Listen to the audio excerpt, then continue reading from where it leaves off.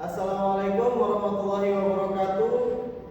Yang saya hormati Ibu Aulia Novita Sari MPD selaku dosen pengampu mata kuliah teori belajar. Di sini kami akan mempresentasikan makalah kami yang berjudul Perubahan Konseptual C.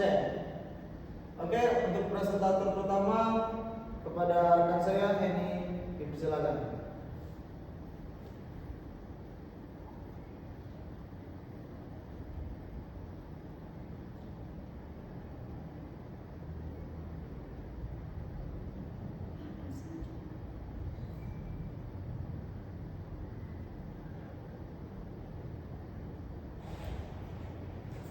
Langsung saja, yang pertama yaitu ada pengertian perubahan konseptual. Perubahan konseptual atau conceptual change merupakan istilah penting dalam psikologi pendidikan dan ilmu kognitif yang merujuk pada proses di mana seseorang mengganti konsepsi, pemahaman atau keyakinan yang sudah ada, terutama yang keliru atau pesan miskonsepsi, dengan ide-ide baru yang lebih akurat dan sesuai secara ilmiah. Secara sederhana, perubahan konseptual terjadi ketika pengetahuan awal yang dimiliki pelajar berkonflik dengan bukti atau konsep baru, sehingga mereka terpaksa mengorganisasi ulang skema kognitifnya untuk mencapai pemahaman yang lebih koheren. Next. Untuk memfasilitasi perubahan ini, model yang paling berpengaruh adalah model status konsep oleh Posner, Strick, Hewson, dan Gezold 1982. Model ini menyatakan bahwa pelajar hanya akan menerima konsep baru jika 4 kondisi terpenuhi. Dan di sini ada 4 ya. Yang pertama itu ketidakpuasan atau dissatisfaction. Pelajar itu harus menyadari bahwa konsep lama mereka gagal dalam menjelaskan fenomena yang ada. Yang kedua yaitu dapat dipahami atau intelligibility, yaitu konsep baru harus jelas dan masuk akal bagi pelajar. Yang ketiga masuk akal atau plausibility, yaitu konsep baru harus dipercaya dan memiliki kekuatan penjelasan yang lebih unggul dibandingkan konsep lama. Yang terakhir yaitu bermanfaat atau fruitfulness, yaitu konsep baru harus berpotensi untuk menjelaskan fenomena lain yang lebih luas dan membuka peluang penyelidikan lebih lanjut. Nah, di samping ini ada tadi ya Posner's conceptual change model.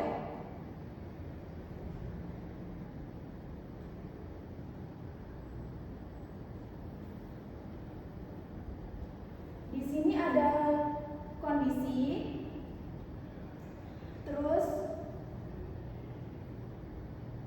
ada extinct konsep, miskonsepsi yang ini, terus ketidakpuasan menjadi kejelasan atau intelligibility tadi, terus hal masuk akal, keberhasilan. Nah, itu akan menemukan new konsep atau konsep baru. Ini gambar perubahan konseptual menurut model Posner. Next. Nah, yang kedua yaitu strategi mengatasi miskonsepsi.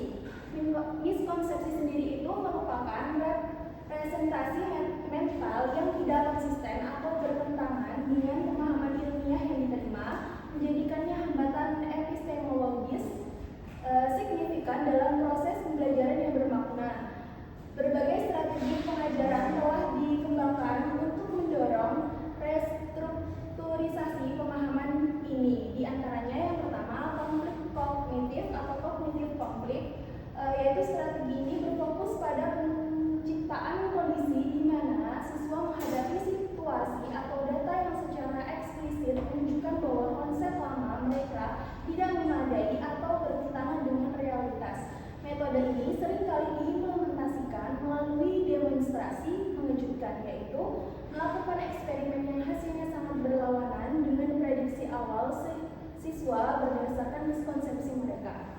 Yang kedua yaitu jembatan analogis atau bridging analogis.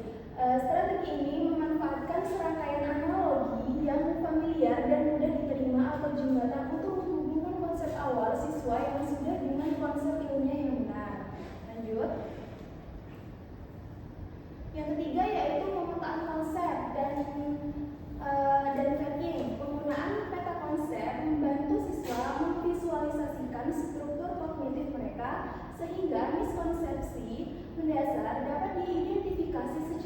eksplisit. Proses vetting atau validasi kemudian itu melibatkan diskusi terstruktur di mana guru membimbing siswa untuk secara kritis mengevaluasi dan merevisi tautan dan hierarki dalam meta konsep mereka untuk mencapai pemahaman yang lebih akurat. Dan yang terakhir yaitu pendekatan metakognitif, yaitu strategi ini berfokus pada pengajaran di mana siswa diajak untuk secara sadar merefleksikan proses berpikir mereka sendiri dengan membandingkan secara kritis kekuatan dan kelemahan antara konsep lama dan konsep ilmiah yang baru. Siswa menjadi bertanggung jawab atas perubahan konseptual mereka sendiri, mengubahnya dari proses pasif menjadi proses aktif yang disadari. Di samping ini ada gambar strategi mengatasi miskonsepsi.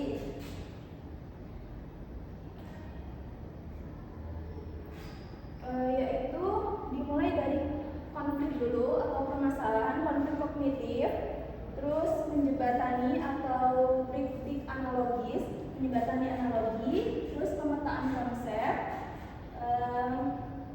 Yang pertama, terus ada pemetaan konsep yang kedua atau konsep mapping. Terus ada metacognitive approach yang artinya pendekatan metakognitif itu melalui kalkulator aplikasi metakognitif. Nah, terus ini digabungin, ini akan menjadikan kesalahpahaman terus menjadi konsep ilmiah. Next. Baik, materi selanjutnya yaitu pembelajaran berbasis penemuan dan penyesuaian konsep akan dijelaskan oleh saudara Boy kepadanya di sini.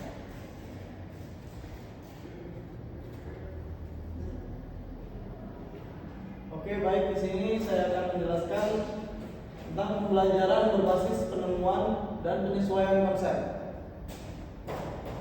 Pembelajaran berbasis penemuan atau discovery learning yang dipelopori oleh psikolog kognitif terkemuka Jerome Bruner merupakan model pembelajaran konstruktivitas yang fundamental, menempatkan landasannya pada keyakinan bahwa pengetahuan paling bermakna diperoleh melalui aktivitas eksplorasi mandiri oleh pelajar. Berbeda secara diametral dengan pendekatan transmisi informasi ceramah tradisional. Peran guru dalam discovery learning beralih dari penyampaian fakta menjadi fasilitator yang bertugas merancang dan menyajikan lingkungan belajar, masalah, data atau sumber daya yang menantang siswa untuk mengidentifikasi pola, menemukan hubungan kausal, dan merumuskan prinsip-prinsip ilmiah secara mandiri tanpa bimbingan eksplisit mengenai konsep akhir. Proses yang otentik dan berpusat pada pelajar ini tidak hanya meningkatkan retensi memori, tetapi yang lebih penting menciptakan kondisi kognitif yang ideal untuk memicu perubahan konseptual change karena secara inheren menyediakan mekanisme yang diperlukan bagi penyesuaian konsep atau akomodasi skema kognitif. Next. Oke, bisa dilihat di sini ada gambar discovery learning menurut Jerome Bruner. Oke, di sini ada stimulasi, itu ada identifikasi masalah, pengunduhan data, pengolahan data, verifikasi, dan generalisasi. Oke, next.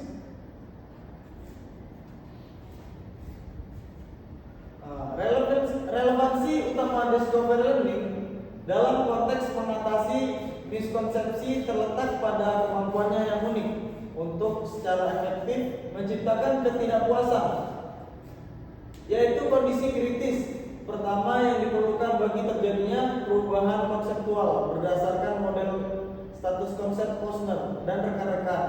Misalnya, seorang siswa yang meyakini bahwa objek yang lebih berat jauh lebih cepat.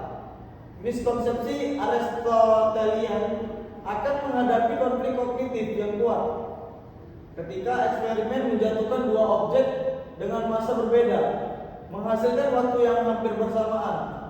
Kontradiksi nyata antara prediksi dan hasil empiris inilah yang menghasilkan konflik kognitif yang signifikan. Nah, meskipun prinsipnya mengagumkan penemuan mandiri, keberhasilan discovery learning dalam memfasilitasi perubahan konseptual secara akurat sangat bergantung pada implementasinya dalam bentuk penemuan terbimbing atau with discovery. Penelitian menunjukkan bahwa penemuan yang sepenuhnya tidak terarah, pure discovery, memiliki risiko tinggi untuk tidak mencapai konsep ilmiah yang benar atau bahkan lebih buruk. Menggantikan miskonsepsi lama dengan miskonsepsi baru karena siswa gagal menginterpretasikan data dengan benar. Oleh karena itu, di sini peran guru sangat penting dalam menyediakan bimbingan yang terstruktur dan strategis, bukan pada solusi, tetapi pada prosesnya melalui penyediaan materi, pertanyaan pemicu atau petunjuk yang secara hati-hati dirancang untuk mengarahkan siswa menuju konflik kognitif dan solusi ilmiah yang valid. Oke, next.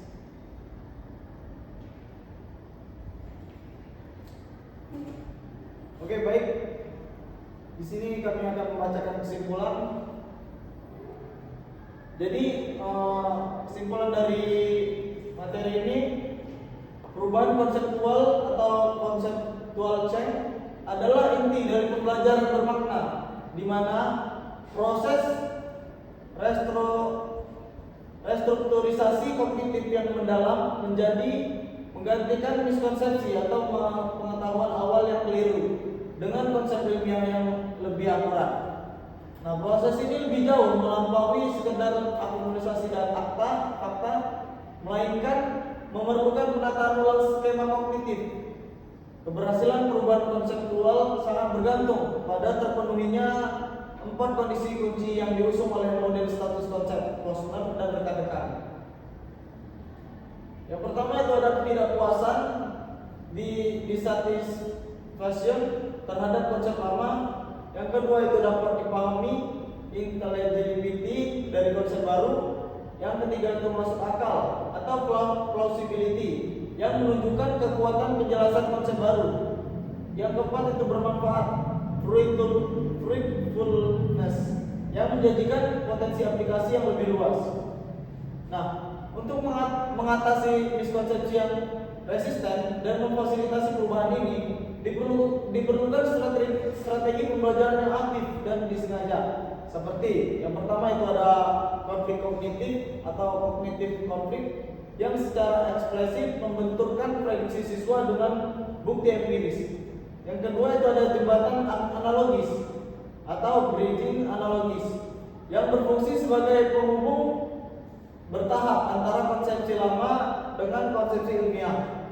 Yang ketiga itu ada pemetaan konsep atau konsep mapping untuk visualisasi dan revisi struktur pengetahuan. Yang keempat itu ada pendekatan metakognitif.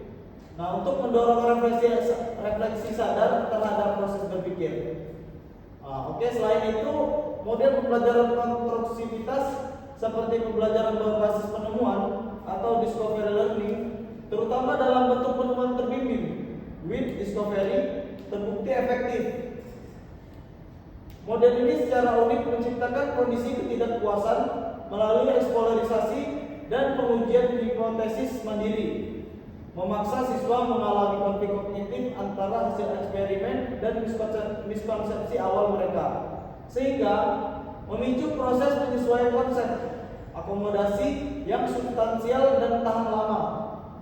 Dengan demikian, peran guru dalam konteks perubahan konseptual adalah sebagai perancang lingkungan belajar yang mampu memicu konflik dan sebagai fasilitator strategis yang membimbing siswa melalui proses restrukturisasi kognitif menuju pemahaman ilmiah yang valid dan stabil.